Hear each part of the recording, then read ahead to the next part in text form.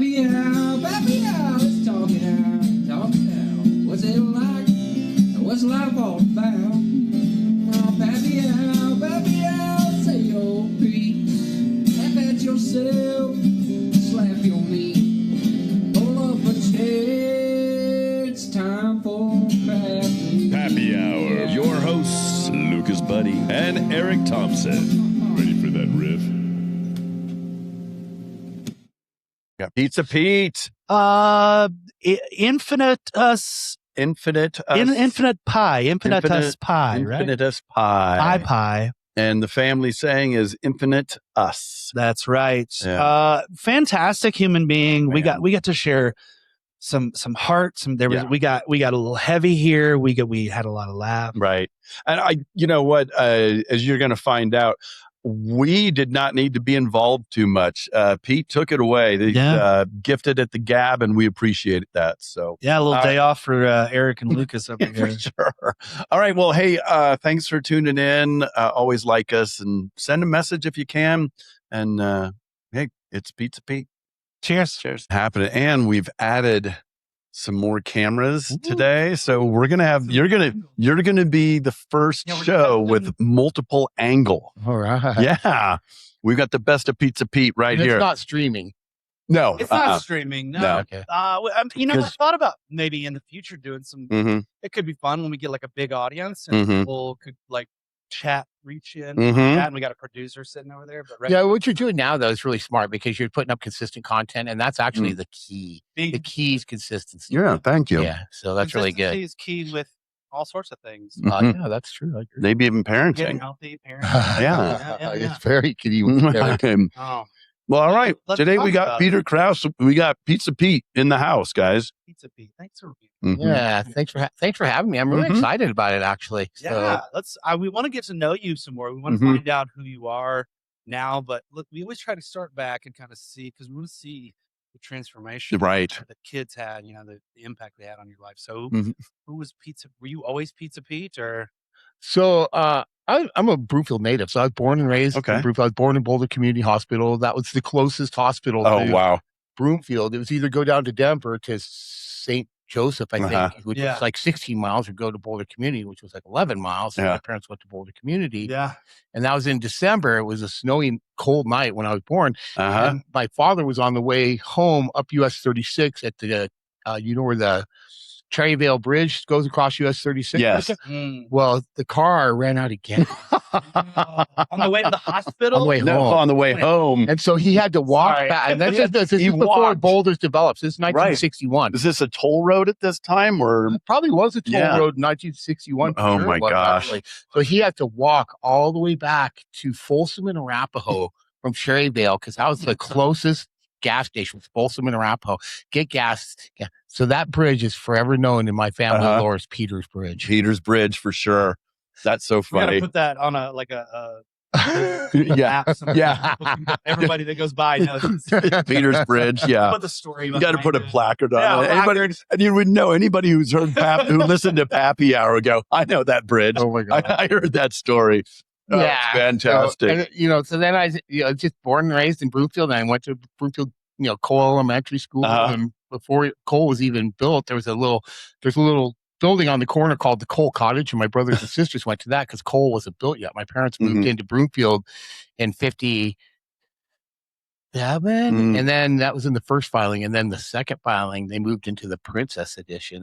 Second filing, right? Yeah. So then my brothers and sisters went to Cole Cottage for a little bit, and then Cole was built probably 61, 62, right in there. Yeah. And then I went to Cole. Then I went to Broomfield Junior High School, which was attached to Broomfield High School. Okay. And then I went to Broomfield High School, and I played football there. I was a what do they call a frock? I was a hard. What is a frock? A hardcore partier. Okay. So I had long hair, Of course. and I had right. I had long hair, glassy red eyes, right? Of course. And then I played football. Yeah. And I was really good. I was all conference on a team that won state, and I got recruited to play college ball, and kind of a maniac. My nickname back in high school on the football team was Crazy Crouse, because I really kind of liked Mark Gastineau, and I liked I was a defensive end, so I really relished mauling people and then lording over them. So you had a little bit of an aggressive nature. I like probably still do. Okay. Yeah. Not afraid. All right. Hey, pretty fearless. True and on time, and I want to make sure that I stay present with you. So I'm gonna cut this part out of the interview, not the whole thing, just where I'm talking about this, and then it'll just, or maybe I'll keep it in. I don't know. I want to set a timer. Okay. Oh, right. So that I can stay locked in. We can stay locked in with you. Go for it. I'm good with that. And we don't have to.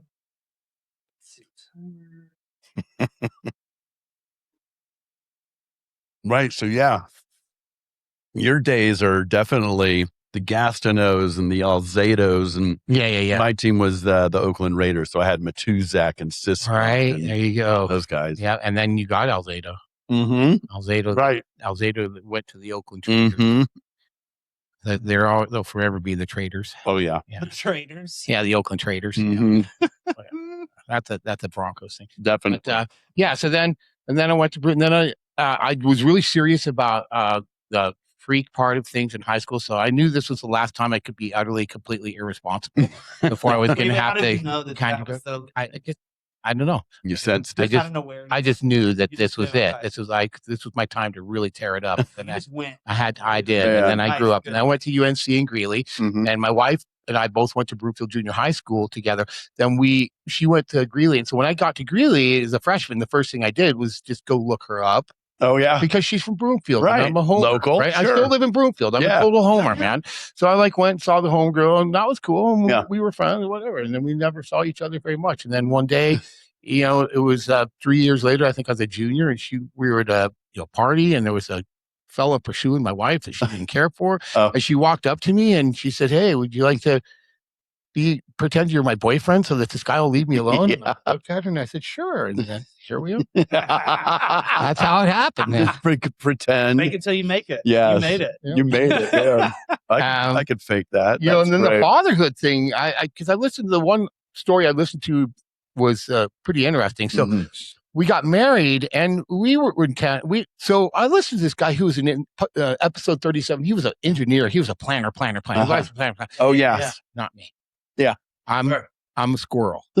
Okay. So what that means, squirrel for sure. Well, what that means actually is, I have ADD, and what I tell people to describe ADD and really make it stick, is that I have 8 television sets going on right now, and I'm viscerally aware of what's all going on all 7 of the 8. But the 8th one I'm focusing on, because I can only focus on one at a time. Totally. Yeah. But I can squirrel over to that one. Yeah.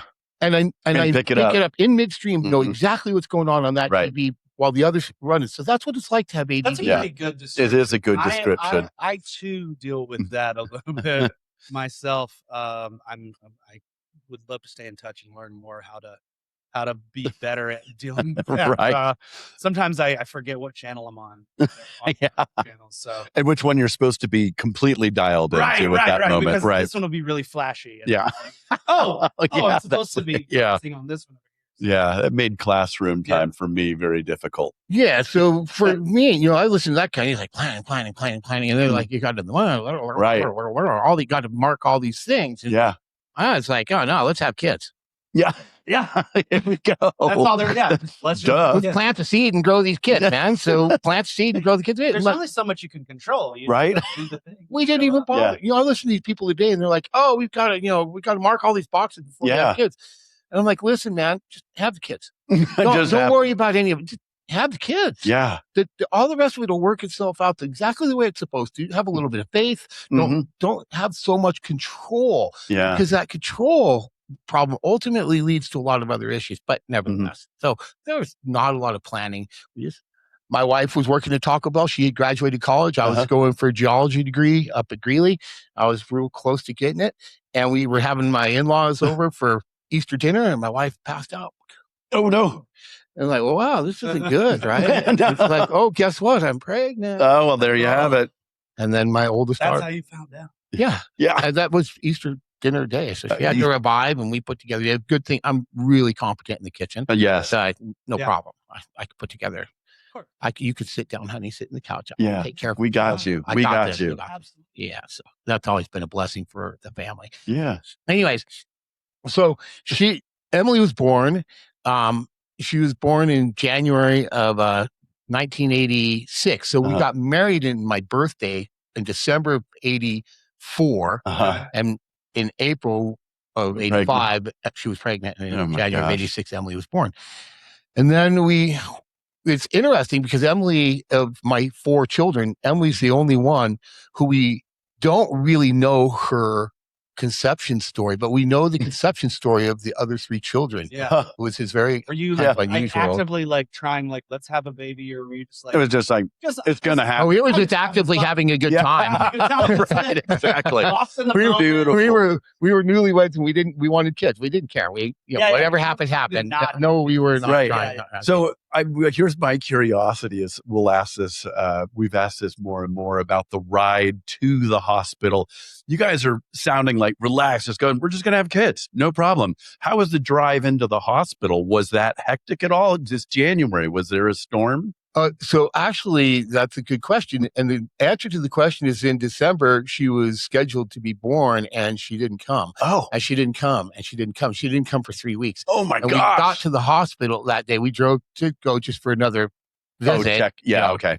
And my wife said on the way to the hospital, I'm not coming home with that. Right. We're going to induce. This kid's coming out. Yeah. Well, she couldn't have a vaginal delivery. So we induced. She was in labor for 12, hard labor for 12 months. 8 or 12. It was a long time. We did Lamaze classes and they say, pant like a puppy dog. Yeah. So we were doing, so she was on that Pertussin, I think. And she was sedated too. So you could watch the gauge, the contraction gauge, and start to go in. I mean, she's going to wake up. She'd wake up. And then it'd drop in and she'd fall back asleep. And one time she's like, and I'm like, here she wakes up. I said, pant like a puppy dog, honey.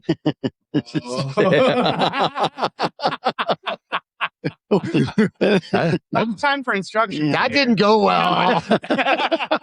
If she had poison darts in her eyes, we wouldn't be doing this podcast now, gentlemen. No. So that's how it went. And then we wanted 8 kids, but we ended up having 4 cesareans. And after the 4th cesarean, it was it. You just can't have it. I just read an article. Oh, interesting. Over the fact that you just said you wanted 8 kids. Yeah. Okay. And I'm a liberal Protestant, and I'm a fiscal conservative. I'm like guy been a Republican my whole life, right? But socially, on the social side of things, I'm just like, as long as you're not harming anybody, do what you want. Do it. Sure. We're good. We're good. Live your life. I don't care how you live your life, right? Yeah, absolutely. Right. No, it just 8 is a big number as a plan in your head. Like my mother had, I think, 8. Well, she didn't birth 8 kids, but there was 8. I have 8 siblings. I'm one of 9 kids. Wow. So nice. like to hear, you don't hear that very often, right? To somebody that wants that many children. And we love kids. We just that's really cool. And we're not Catholic, we're not Mormon, we're not any of the religious things that would say, have a brood. Right. Sure. We just wanted a brood. Yeah. But after the 4th cesarean, it became obvious to us a brood wasn't You're happening. gonna have 4. Yeah. That's a good brood still. Yeah, it's a house. So my son is Andrew, and Andrew, we went on a vacation into Tennessee to see her sister, actually her half sister, and Andrew was conceived on that vacation, and she was really anxious during that pregnancy, unnaturally anxious during that pregnancy. Andrew was born, and this guy, some people out there might know him, Dr. Ted Apple was our guy, OBGYN back then when the baby was born. Came out and the baby had a penis, and I was like, oh my God, I got a son. I was over the moon. I was just like doing backflips. I got a son. And then literally the next words out of his mouth was, this is not good. Your son has Down syndrome. He had a cleft lip and a cleft palate. He was really sick. And so if you can imagine, and then the doctor wasn't necessarily progressive in his approach to Downs. And so he just kind of laid it on me. He said, and he'd probably never have the mentality past a 10-year-old. And so here I was doing backflips. I was at the top of the mountain. Yeah. And then I just got pitched on the other side of the mountain, and I was just laying in this ravine, battered. all happened within 3 minutes. Jeez. Wow. So that was, and I was immature. So let me lay this out. How old were you at this time? 24. Yeah. And I was not emotionally prepared to be the father of a kid with Down syndrome. Right. I was ashamed. My kid was born with disabilities, man. Right. Like, what's wrong with me? Did my past behaviors catch up and cause it? I mean, it was terrible. That's all. So Andrew, we spent the first 6 weeks in Children's Hospital. So he couldn't nurse. It was really hard watching him try to nurse my wife with this big cleft lip because he couldn't get any suction. My wife pumped for like a year. But so, and then, so we ended up putting what's called a G tube in his stomach, which is for feeding him. And then we ended up with this thing called a kangaroo pump. So we were making this juice that would hang on this kangaroo pump that would pump overnight and just feed him slow nourishment all through the night. And this was back in 87, I think. And so it was just really a brutal, difficult time. This is, I think 16 months after Emily was born, Andrew was born. Okay. Yeah. So in the same breath, there was two things going on, Andrew, and then I was starting a new pizza business. So I was the second guy to franchise Blackjack Pizza in Colorado. And I had a store that was 30 miles away from my house down in Greenwood Village. And so I was commuting at least an hour every day up and down I-25 to get to see. Plus, I was a new restaurant entrepreneur. I was working my tail off endlessly. And my wife was, and if I wasn't, at the restaurant half the time, I was at Children's Hospital. It was a really wicked time. Yeah. My wife and I actually literally at that time were having no relations. And it was November 25th of 1987. Yeah. And in a dream, I rolled over and my wife submitted and Katie was conceived. Gosh. So then Katie, Carol, so now I'm trying to start this restaurant. I'm not succeeding really, not, struggling.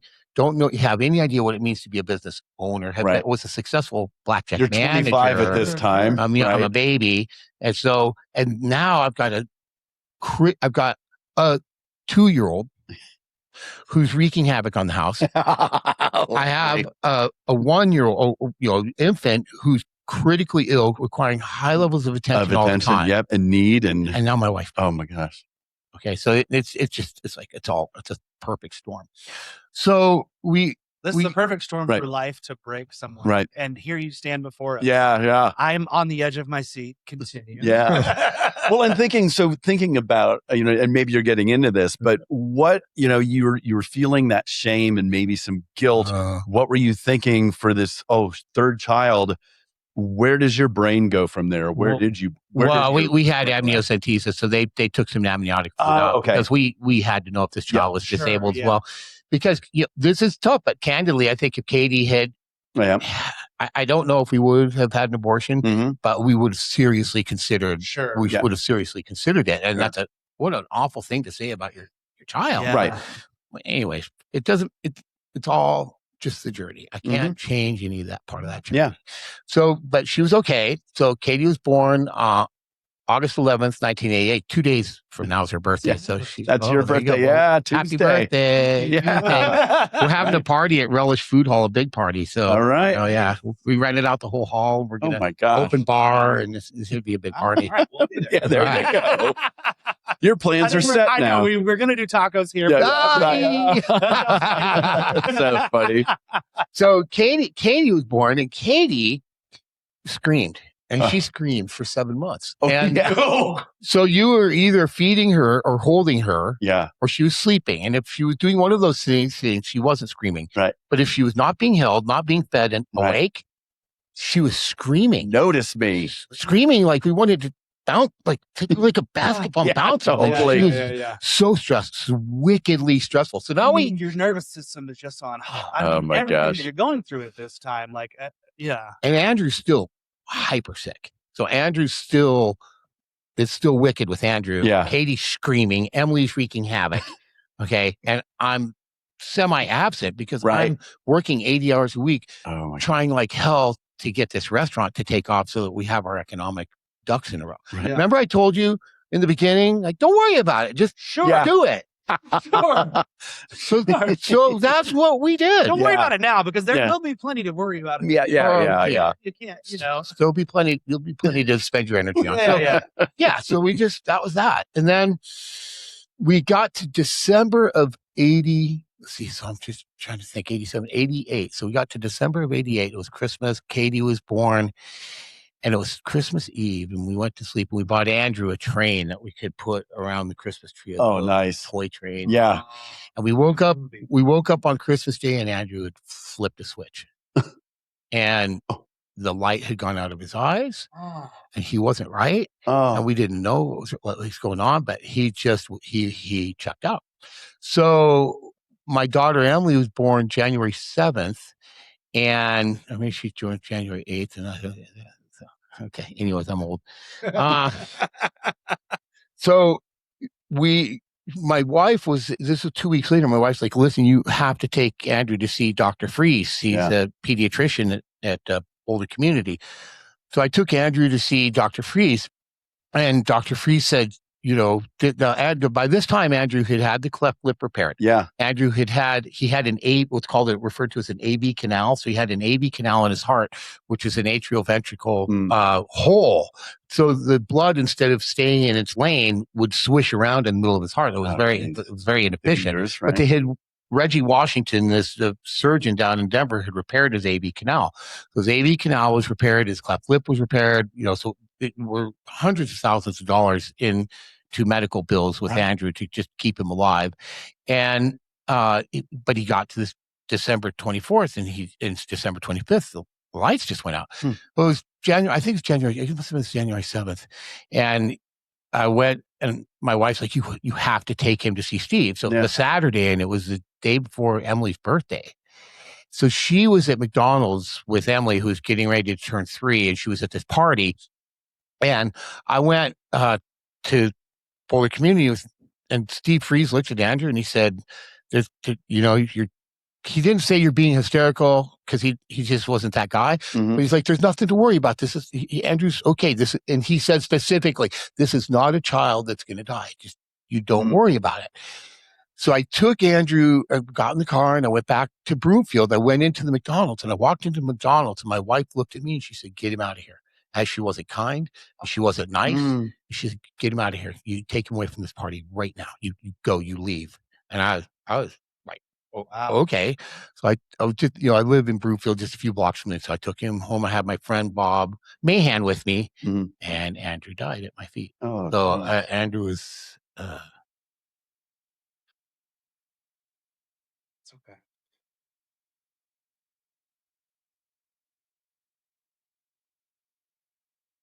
So anyways, his heart stopped. He took a couple of breaths and we tried to revive him, and I did CPR on him, and we called the doctor, called the ambulance while I did CPR, and Andrew, he had passed. It was over. And so so Andrew passed, and then 2 months after that, Katie quit screaming.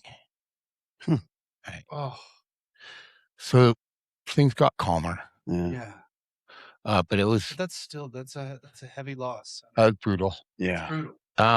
So rolling forward. So now I'm just buried in work. And by the way, so when you have, compulsive addictive personality, sure. I threw myself from my previous addictions into work, which was a work addiction, which was way more productive than a substance abuse addiction. Yeah, absolutely. Right. So that's what I did. And being in the restaurant business was the perfect place because the restaurant business is all consuming. So I was just in that work addiction. So I did that work addiction. And then, let's see, this has been 80, he was born in 91. So it was 90. We went to a wedding of my friend, Brian Sparrow, who I just went fishing with 2 days ago. Nice. Last Wednesday. He has a private lake that we go fishing on. So you always catch. So it's always stocked. You always catch fish at private. Yeah. So we went to Brian and Stacy's wedding. It was in Colorado Springs. This was our only planned child. Okay. We're like, okay, You were ready. Let's get pregnant. So I looked at my wife and she got pregnant. Yeah. Like 6 weeks later, she's like, yeah. I'm like, there it is. Yeah.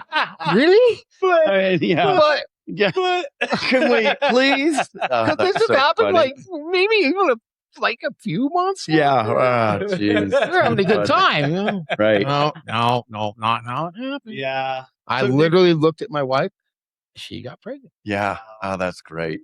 And then Molly was born, and Molly was born in May of 91. So I have the 3 girls and Andrew, and the 3 girls are all still the 3 girls, and Andrew's our angel in heaven. Yeah, for sure. So that's the birth story. Yeah. So it was interesting with Katie because she was a bit the immaculate conception, genuinely. She like it was all just a dream. My wife and I, we never gained consciousness, and Katie was born. Going on, like, your body's just like on survival mode. Right. You're just like, we must take another shot out.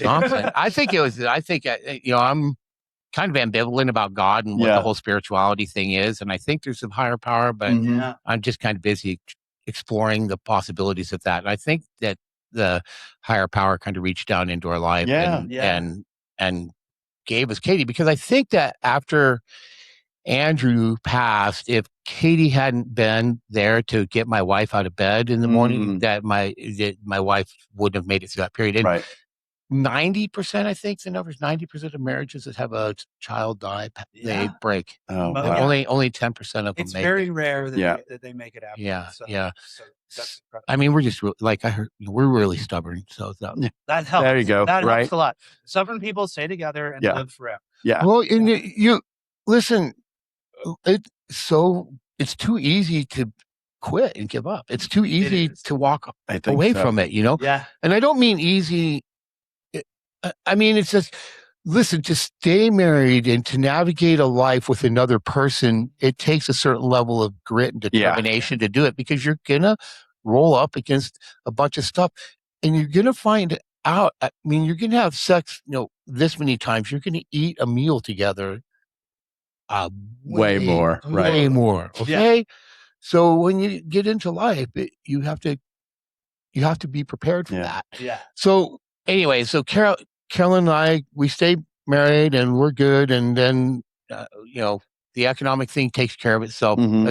I trade that store, that Blackjack in Greenwood Village. I traded it actually, and I got control of Blackjack Pizza in Boulder. So I was born in Boulder. Nice. It was much closer to my house. It was only 17 minutes away, and I proceeded to take that store. By this time, I began to get a clue, and I took that store to be the number 1 store in the chain. Nice. Wow. And so, fast forward to. I want to tell you about when Emily was in high school. Emily was in high school, and it was sex, drugs, and rock and roll. Okay. Sure. Okay. All things you were like her dad. Your days. Like her dad. Chip off the old box. And guess what? When the first time for Emily, when she came home, I looked at her and I was just lit, because she walked in the door and I'm like, oh dear. Oh, I was not happy. I was in the character, and I was less than thrilled about that. But you don't get to brought in with her someone she was dating. Anyways. Okay. All right, he doesn't want to talk about it. We'll move on. So I was less than excited. Okay. And she was working for Blackjack Pizza in Broomfield. She was delivering pizzas for them. She had a cute little car. She was making a ton of money. Yeah. She's a dancer. She knew how to dance. She knew how to party. Yeah. And in my life, I've never been what I would call an activist parent. So I really don't do the helicopter thing. I'm a free range parent. I want my kids to go out. I want my kids to go out and fall down, scrape their face, break their teeth, break their limbs, skin their knees. Yeah. And I want them to realize that life is a teacher, and I can teach you so much, but you've got to go. You've got to go experience this life when you're. So it's not like I'm totally negligent. Right. Okay. And I'm definitely not a hovering parent. Absolutely not. And I didn't direct until this moment. Well, don't get ahead of us. Oh, yeah, sorry, man. Yeah. That's a good segue. Yeah. So I'm a Rotarian. I don't know what you know about Rotary, but I'm a Rotarian. I've been a Rotarian since my mother and I founded the Rotary Club of Broomfield Crossing back in 1999. And I'm in this Rotary Club, and here's my daughter, and she's behaving like a hellion. Yeah. And this was the only instance in my entire parenting career where I was an activist hovering helicopter parent. So what I did, Rotary has a annual year-long exchange program where students come in and go out. Yeah. And Emily was a senior in high school. She's getting ready to go to college. She'd been accepted to Greeley. She was going to go up there and have a disastrous freshman year. It was absolutely clear. Yeah. And so I did a thing that you're not really supposed to do, which is I kind of got her into the exchange program a little bit against her. Well, when these exchange programs work, when these kids want to exchange, they want to go to a foreign country, they want to do this experience, and Emily wanted none of this. And I really didn't. I don't know how I pulled this manipulation off in retrospect, but she didn't want to go, and I was determined that she was going to go. She did. She ended up in Sao Paulo, Brazil. Oh, wow. And she was there for years. Great place to dance. Carnival. So, when Emily went to Sao Paulo, Brazil, the Rotary Exchange program's interesting in that there was a girl, Beth Lister, who went to Sao Paulo, Brazil, and her chauffeur was her bodyguard. Oh, wow. And then her personal trainer was her next bodyguard for the second 6 months of her trip there. Oh, my goodness. So Emily had this vision of like, well, if I'm not going to be able to continue this existence here, I mean, that doesn't sound like a terrible existence to segue into. However, the club so Rotary oftentimes in other countries is really the upper crust of society in Rotarians. And it's not that way in the U.S., but in other countries, many times it is. She got there, and this was actually not an upper crust Rotary Club, and they'd never had an exchange student come in before. Oh, so they weren't prepared. We took Emily, we sent her to the University of Colorado to get Portuguese lessons so that she would have a clue about the language. Yeah. Which, do you think she paid any attention? That's right. No. And so she got to Brazil. They weren't ready for her. They didn't have books for her. The school, like, it was just ready for anybody. No, it was just a disaster. And the lady that she had to stay with, the Rotary Club, didn't understand like how host families work. They told the lady who had a daughter who was outbound, who went to Belgium, that you have to take Emily in and make her your daughter. For a year. It's a straight exchange. Your kid's going out. This kid's coming into your house. This woman kid swaps? Like, I mean, wife swaps? Kind of, but the kid didn't come to my house. Her kid went to Belgium. Right, to Belgium. Yeah, so she went to an exchange to Belgium. So Emily ended up, this lady was impoverished. This lady was divorced. This lady's ex-husband, whatever. It was a bad situation. Would frequently come by. She lived in a gate. You're in Brazil. It's really dangerous. Yeah. And she lived in a gated community, like a gated house. Like, so the gate would go up, the car would go in the driveway, the gate would come down, and Emily was in prison in her house. Oh my god. The gate would go up, she would take her to school, the school would go up, she would go into the school, the gate would come down, and Emily was in prison in the school. Oh my gosh. So Emily went from sex, drugs, and rock and roll to imprisonment. And it was the best thing that ever happened to that girl. It was brilliant. It couldn't have worked out better. So that first 2 months she was there, she was mad at me. My wife was mad at me. Yeah. My mother-in-law was furious. Okay. So I am the worst of the worst. Okay. And she calls me up one day and she's like wanting to come home. And I'm like, listen, sweetie, you can come home, but I'm going to be really disappointed in you if that's what you do. I just drove this, drove the stake in her heart. Come on. So she didn't come home. But what she did do before she left to go to Rotary was get her nipples pierced. Oh, that sweet little rock star. And it got infected. So now she's in Brazil. Now she's, that's all right. Now she's in Brazil. She's got a mastitis coming on with this infection. And it's serious. So the president of the Rotary Club, she's Wynn's wife, sent her to that OBGYN. Marcia Tabaco. Marcia met with Emily, and Emily has a riz dripping out her every portion of her body. She's got so much riz. Yeah. And she had riz back then too. So she met Marcia, and Marcia met Emily, and it was love at first sight. Oh, that's right. And Emily like bolted to the jail and moved in with Marcia. Oh my God. And Marcia's a doctor and she's got money and she's got a daughter, Princess Pre. Yeah. Pre is Emily's age. Uh-huh. So now it's it's kind of the old life reborn, right? Yes. But she had her diploma, so she didn't have to go to school. Uh-huh. So she dropped out of school. So now she's just in Brazil living with Marcia Tabaco and Pri and living it up again and the money. But she goes into the favelas, which are the shanty towns they build on the hills, the sides that are super impoverished. And she goes and she volunteers in an orphanage in the favelas. Oh my gosh. And she sees a side of life that you can't imagine. And the story is that anyway, so she comes back to the United States. Grounded.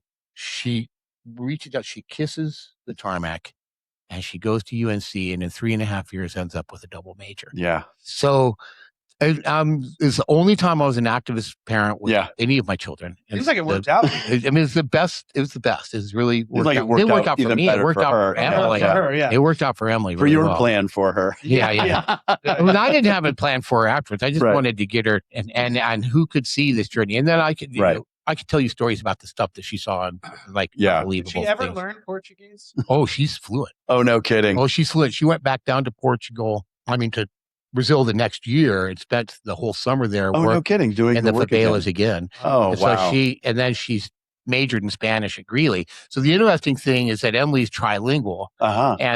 And when she speaks either Spanish or Portuguese, people can't, and she has her chubby little American face.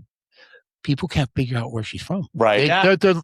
They don't think she's American. She looks American, but she doesn't sound American. Right. She speaks Spanish, but she doesn't sound, and she speaks Portuguese, but she doesn't. They're all scratching their head. They can't figure out what it is. And then when they find out she's American, they're all like, "Mind? How do you do that? What? Yeah. How did this happen?" So Emily got married. She got married to a Korean. And then they had 3 boys. And then she told her husband 12 years into the marriage that she wanted to go to law school. And he said, "You're not smart enough." And she said, "Really? Watch this." So she divorced. She divorced him. Yeah. Divorced him immediately. Yeah. And she got into DU law school. Oh, there you go. She graduated a 4-year program in 3 years while raising 3 boys and being a clerk in a law firm. And she just knocked out. So now my oldest daughter is an attorney. Uh-huh. From sex, drugs, and rock and roll, baby. Right. So she's 39 years old. She got her degree and then she passed the bar the first time she took it, and now she's an attorney. All right. So that's anyways. And then there's Katie, and Katie just very much like my father and my sister Susan, very studious, very has none of the ADD, none of the squirrel thing going on at all. And she just always took care of her stuff. And she got straight A's, and she graduated with a 4.3 something from Broomfield. She had, I think, 24 college credits already to her credit when she got into DU. She got into DU with a chancellor's scholarship. Oh, wow. Which is $100,000 a year. Yeah, that's or something going to help you out. Some huge amount of money. So, and then she borrowed the rest of the money for that. And that's a side note. I told all 3 of my daughters, "You do whatever you want, girls, but here's the rules. These are the rules. I'll pay for half your college." My parents paid for all my college. It was a mistake. I said, "I'll pay for half your college. You have skin in the game. And as long as you're doing well and getting okay grades and stuff, I'll keep paying half your college." I said, "And if you don't do that, that's fine. I don't care what you do. Go get a job. Go live your life." I said, "And if you think you want to move back into our house, that's okay. You can do that. But here's the deal. You're going to get a job. You're going to pay rent. And you're going to live under my parental rules in the house. So it's fine for you to move back home. Sure. So if you want to be my child and move back home, I'm going to treat you like my child. When you move back into my house, I'm going to take, but you're going to pay rent to be treated like my child." Right. All 3 of my children believed me. And none of them wanted to find out. None of them picked me up on it. So Katie, she went to DU, and she came back to me in 2006. She was going to the entrepreneurial unit in the business school at DU. And I had sold my blackjack stuff in 2004, and I had bought a direct mail company. And I had mmade a mistake and I was very unhappy in the direct mail business because food's my love language and pizza's my jam, right? Yeah. And so I went off and was doing this mail. And she came to me in 2006. She says, "Hey, Dad, do you want to start another pizza business?" And I said, "Oh, please. Yes. You don't know how long I've been waiting." Right. I mean, that's 2 years. It's a lifetime. Yeah. So in 1992, I built Colorado's very first food truck. There was no food trucks in Colorado. And I went and took this trailer and I put a pizza oven on it and a table and I built this thing and I took this thing to festivals and whatever.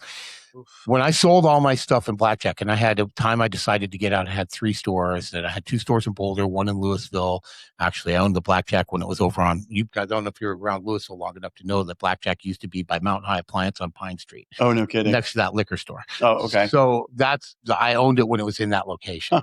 And so I sold all my Blackjack stuff, bought this direct mail company, blah, blah, blah. So Katie came to me, but I kept the trailer. Okay. Kept it. Okay. So, and I used the trailer. I did a couple of festivals that I would do every year and I would make buku amounts of money. And I used that money to put both Emily and Katie through college. So I put Emily through UNC with trailer money and I put Katie, we called it my ATM on wheels. And so Katie came to me in 2006 as she got in. She said, "You want to start this restaurant?" I said, "Yeah, I want to start this restaurant." So we grabbed a book and we started eating out every Friday. And every Friday we went to a different restaurant. We took notes on the different things that we liked and we didn't like. And then we took that trailer and we put it down in front of our business. When I sold Blackjack, I bought this direct mail company. Fortunately, I bought the business, the building, the contents. I invested in the real estate, which was really a good thing long term. And so we took that trailer and we put it out front of my store. We took the south end of the building was 200 square feet. This was right in the middle of the downturn. It's such an intense story. But we put a little commissary in there. So we put some 3-compartment sinks, a refrigerator, some stainless tables, a mixer, so that we could execute the recipes. And we opened a business called Friday Pizza. And it was open just on Fridays. Katie would go to school on Monday. And she would come in on Tuesday after classes were over and make the dough because we use this retarded proofing method, which everything slowed down on purpose. So our dough's like 3 days old. Then she'd go to school Wednesday, Thursday. She got out at noon. She would roll the neighborhood and hand out flyers. She started a Facebook page for Friday Pizza, put her phone number on it. And then on Friday, she would come in at 8 a.m. She didn't have any classes. She'd go to Walmart. She'd get jalapenos, green peppers, the produce. She would chop everything up and get everything open. And at 11 o'clock, she would open Friday Pizza. It would be open from 11 to 4. And then she'd close it back down. She'd go back. So I told her, if you can run Friday Pizza and be successful, then I'll know that you have the grit that it takes to be in the restaurant business and I'll do this with you. Well, she did. And so here we are on the pizza side of it. Yeah. But so when I tell you that Katie was a divine child. Right. I couldn't do with Katie what with Emily. Right. Or with Molly. Sure. I had no idea it was coming, actually. I had no idea. It just came out of but you have to remember when I had that trailer and I was running that trailer while I owned Blackjack, all 3 of my kids were made to work the trailer, which is really seminal for this is a parenting thing, guys. My first job was selling Cokes at Folsom Field when I was 11 years old. I was walking up and down the aisles at Folsom Field with fountain sodas in a tray and selling them at 11 years old. Okay. I was always an aggressive entrepreneur and always an aggressive salesman, shoveling sidewalks, paper routes. I started with Tasty Freeze when I was 13 years old. I was really nuts and really off the wall and a very difficult child to raise. And I always had a really strong work ethic. Yeah. So when I built this trailer, all my kids had to work the trailer. They'd go to these festivals. I'd make them full bucks. I'd make them pizzas at 12 years old. They're on the trailer. My grandson worked the trailer with me yesterday. Oh, nice. And he's 12 years old. His first stint on the trailer was when he was 8 years old. And it was at a time when there was no staffing and it was complete necessity. I took this 8-year-old and put him on the counter and made him take orders. Yeah. So then when you would do this, you get done with these festivals. A lot of this is cash. So you would come back and you would bank, at night when the festival's over, everybody would sit down and you would count the cash. You would bank face the cash. Yeah. So your 8-year-old's like, well, they don't look at it like we look, right? They don't look at it like it doesn't mean money doesn't mean to them what it means to us. Okay. So they would just look at, they would just be like, but they made the correlation. Right. They understood. All of my children were born on halfway to home plate. Right. Yeah. I mean, I'm not talking just third base. Yeah. I'm talking halfway to home plate because of that trailer, because of that situation where they got that direct, okay, effort produces this result. Yeah. They knew where all their meals came from. They knew where their tuition came from. Right. They knew the effort it took their father to produce the result, and they participated in that effort. Unfortunately, society is really messed up right now. And the hovering of parents and the helicoptering and the fact that you can put an app on your phone now and your kid has a cell phone so you can see where anybody is at any single time. People say that things are less safe now. They're like, oh, it's way less safe. You have to be scared. You have to be fearful. Right. It's the exact opposite. Yeah. It is so much safer today. It is so much safer today. The amount of unknowns are right. way down. I mean, right. whenever we were kids, like just yes, the amount. That's right. You just can't. There's no comparison. No. We could be lost outside for hours. Yes. Yeah. And our parents would just be like, "Nah, they'll be home." Yeah. That's right. Because you would be home. But now they're like, "Oh, they're." And listen, I am not saying that I do not. I have it available. I would love to be able to know where Stella is at all times to make sure that she's safe.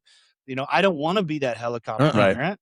I do want her to fall and scrape her knee. It does break my heart when she, eats it. But it's also like when I see her, then like the next time she goes to get on her scooter, she's a little more cautious. Yes, of course she is. Or she's like figured out, oh, this is where you put your foot. This is where you don't put your foot. Right. When I see her own that and know that she's capable, because that's what you're doing. You're raising these kids. Just to aha moments. To be ready for when you're not there. That's right. Be a day. That's right. When I'm not here. That's right. Hopefully it's not until she's far out of the house.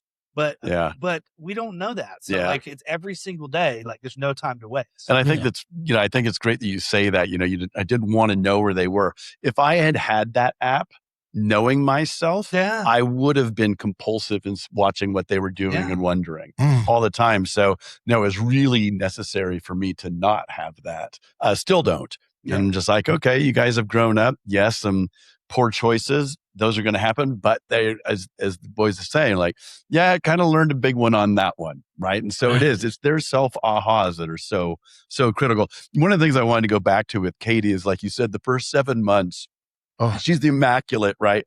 But 7 months of screaming, she got all that angst out of her system in 7 months. Think about she that. Just expressed it all. She just goes, I got it all out of the way. Of the three girls, she is absolutely the calmest. Right. She is way calm. Like I said, it is okay, guys, to scream. I told the story where poor Nathan was just screaming, and I'm just like, I got to leave the house right now. And I went out and screamed. It was like, okay, I'm better now. Yeah. And I could handle it. But that one has just held on in my brain. One of those situations in society is that fear drives sales. Fear drives sales. Sure. So if you go back and you look at the trajectory, follow the fear money line, you can see it. And it's unfortunate because it prevents kids from growing. It's got a lot of negative consequences that fear drives sales. Yeah. And just look at who's president right now. I mean, that was a fear. That was a fear, like, oh, you can't put her in. The alternative's way worse. And I'll tell people, no, actually, not in this case. Is way worse. Right.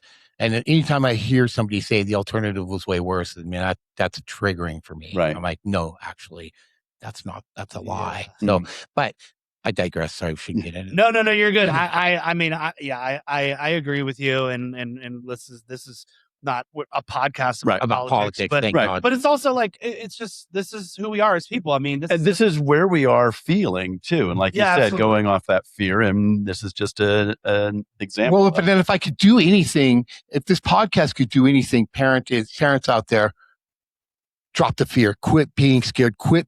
Right. Just because something bad happens and it immediately pops up in your phone feed. Right. doesn't mean that bad things are happening constantly all the time. Remember, there's freaking cameras literally everywhere. Flock is coming, and we're talking a surveillance society. The only place you even have any privacy is possibly the bathroom, and I'm not even sure. Not even possibly the bathroom. If you don't bring your phone in, right? So, right? Oh, great! So, now I can't even look at my phone. My doctor said not to. Yeah, but it's important for people. I don't think people are going to move away from fear. I wish they would. My parents weren't fear-based. I'm not fear-based. Right. I've taught my kids not to be fear-based. And I think that Katie's a free-range parent now. So the way she raises her kids, they run around up and down. They're 3 and 5 years old. They're running up and down Sheridan Boulevard in Broomfield. By the way, all 3 of my daughters, all 6 of my grandchildren, all live in Broomfield. That's amazing. Okay. Because we told them they could live anywhere they wanted on the block. On the block. Don't go anywhere else. And we all go to the same church. My parents founded the United Church in Broomfield in 1959. I was born and baptized there, married there, buried my son there. All my kids were married there. They were all baptized there. And we still go to my church. My wife is there right now. So like, this is the nature of our family. This is another thing that's really important for this podcast, guys. Be a clan. Don't be a nuclear family. Nuclear family, bad. Clan, good. Okay. Nuclear family, okay, we have a boy and a girl, and they grow up, and then they move away, and they go have their lives. Bad. We have a boy and a girl, and then they can live anywhere they want on the block. And then aunties and uncles and ex-husbands and all of the mess is all right there. And when things happen and bad things happen, the clan is there to support you. And the clan is there to hold you up. And the clan is key to healing our society. So the nuclear family, bad. The clan, delightful and messy. Oh, is it so messy? Right? Because That's life. It's how it's supposed to be. Come on, guys. You go to the Mexican market down in Mexico, and the meat's hanging from the hook, and you walk in, you smell that smell, right? That smells. And you go into the market in Colorado into King Supers, and you've got a styrofoam package with some clear single film plastic over it. You smell nothing. Life is messy. It's supposed to be messy. And if you don't embrace that messiness, if you try and control it and keep life not messy, you're missing out on the whole game, man. And then it will become messy. It's going to be, listen, it's messy. It's not going to become messy. Life is messy, man. Life is. But then it just becomes dirty and out of control. And then if you don't free range your children to at least to some level, when messy life pops up, they're not armed with the tools that they need to be able to adjust and do the things they need to do. So the more you get your children, the more we have each other relying on our own to get things done, the healthier we are as a society. So that's a parenting thing for me. And I've always subscribed. It's been fun now that my boys are grown, and they'll call with a question of, hey, I'm dealing with this, but they do all the follow through on their own, right? They initiate and going, hey, have you had this experience? And might check in, but they've already got the answers that we would typically give them. But it's that reassurance and going, is this a step I should take? And you watch them go, and it's like, I don't have to do a thing. I just reiterate that, you've got this. You're doing exactly the right steps. Well, and that wisdom's really important. So From Strength to Strength, the book by Arthur Brooks, and what it talks about is your creative abilities begin to decline. And when you peak out, your creative abilities start to go on the downside, then you switch to your second strength, which is your wisdom, and then you begin to impart your wisdom, which is what you're talking about. So it's From Strength to Strength by Arthur Brooks. It's a terrific book. So my parents gave up, right? Because my sister, Wendy, was a hellion. My brother, John, was a hellion times 2.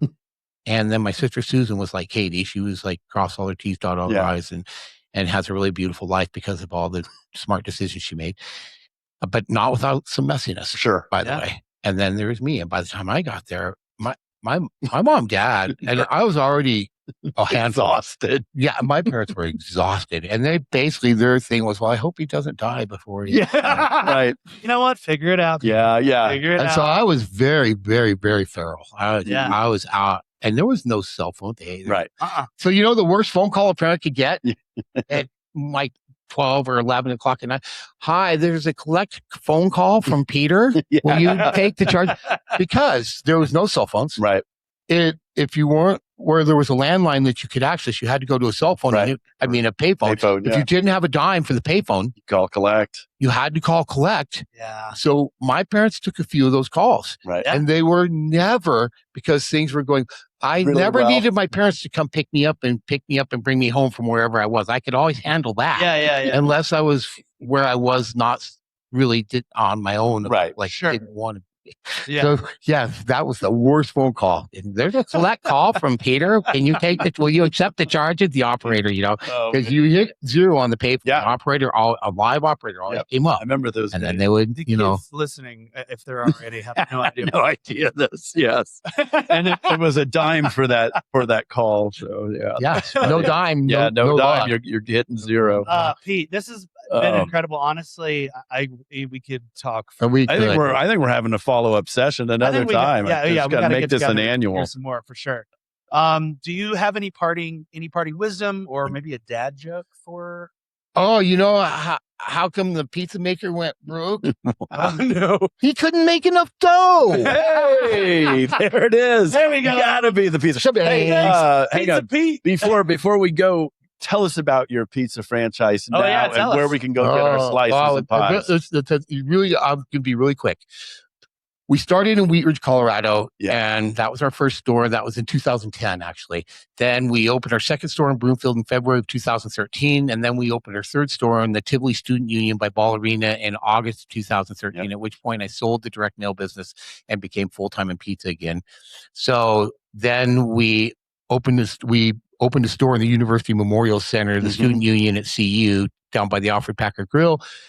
And then we have a digital ghost kitchen in Louisville. Oh, wow. In the Colorado Tech Center, there's a kitchen inside of a warehouse that I own. And it's just like if you have a box like this and you put a pizza store in it, there's no storefront. Right. There's no cash register. There's no front counter. The only way you can order is you order online, and we'll either deliver it to you or you can come pick it up. And it's struggling because it's too new. Like it's too new for people. Foreign. They can't wrap their heads around it. It's really awkward to walk into a warehouse. Sure. Yeah. With no storefront. And you pull up to it and you're like, there's a pizza store. And what the hell? Right. Yeah. So, and then we just signed to be the official pizza of CU Athletics. So we'll be at Folsom Field for all the games up there. We just signed to put our stations in Ball Arena. So we'll be doing all the Nuggets, Avalanche, and everything that happens in Ball Arena. We have a station in Dick's Sporting Goods Park. So we do all the Rapids games. We'll be there for the Fish concert, blah, blah, blah. Yeah, blah. nice. And then we have 3 food trucks as well. So we have a food trailer, a food truck. And if you ever want to, I talked to my friend John Keeley on my way down here today, who's in the restaurant business, and he said, "Well, how's it going?" I said, "Well, it was a very difficult week. We had a lot of bad things happen this week." And I said, "But I'm not going into it." Yeah, because just last night we have our trailer down in the Carnation Fest in Wheat Ridge, and Katie and I are at the bowling alley with my grandson, and we're bowling. And the phone goes off and it's like, oh, the oven's losing temperature at the Carnation Fest tonight. Like what's going on? And we can smell propane and And Katie's trying to figure it out. Well, it turns out that the gauge that you can read the level of propane in the propane bottle popped a leak. Oh no. And so the short was they had to take the gauge off, bypass it, and put the system back together, and it worked. And so my staff troubleshot and took care of the problem. Nice. This is one miniature microcosm of our existence. I'm telling you, it's a constant. It is constant. Yeah. It is constant. This is the toughest business environment within which I've ever operated, hands down, not even close. Okay. We're really blessed because we've got distribution figured out. So between food trucks, restaurants, digital ghost kitchens, and concessions things, we're ahead of the game. Nice. But it is a brutal environment. And you see restaurants go in and out all the time because people think, oh, I make great food, and they have no idea what's going to actually happen when they get in the 4 walls. And what's the name of? Infinitus Pie. So Infinitus Pie. Yeah, so we say infinitus. We can do anything, and we shorten it to iPie. So it's just easy. If you look up iPie, you'll see our reviews, and our food is freaking terrific. It was so great. I was at the Louisville Street Fair Friday night, and the sausage company for Louisville Street Fair is Old Style. Yeah. And so I'm on Front Street in Louisville, and if I got up high enough, I could see the roof of the sausage company. And Mike Dvorsky, who owns the sausage company, came by and got a pizza, sausage and mushroom. So the owner of the sausage company was eating a sausage and mushroom pizza at the Louisville Street Fair, and the sausage company is 200 yards away. I mean, I've been doing business with Mike Dvorsky for 40 years. Nice. So when I tell you my life is hard, I have a really, really hard life. And I tell you our family is gritty. We are extraordinarily gritty. And when I tell you we are joyful and full of bliss, I'm telling you, if you had my life, you would either crumble or you would blossom. There's no in between at all. Blossoming. And I will close this out with, I love the infinite us, because dads, you have the skill set, you have the power to do it. Get after it. Don't give up, like you said. Yeah. It's easy to quit. It is easy, right? And so don't. It's infinite us. The whole family sticks together. Don't quit, man. And build your clan. Build your clan. Do not send your children away. Make sure that they all stay right around you. That's what my mom always said. Cheers, Pappy. Cheers. Thank you, guys. You only get one spin around this rock. You only have so many days until it stops. And how you show up for your kids, well, that's your superpower. You might not know it now, but this is your Pappy Hour. Pappy Hour, it's talking out. What's it like? What's life all about?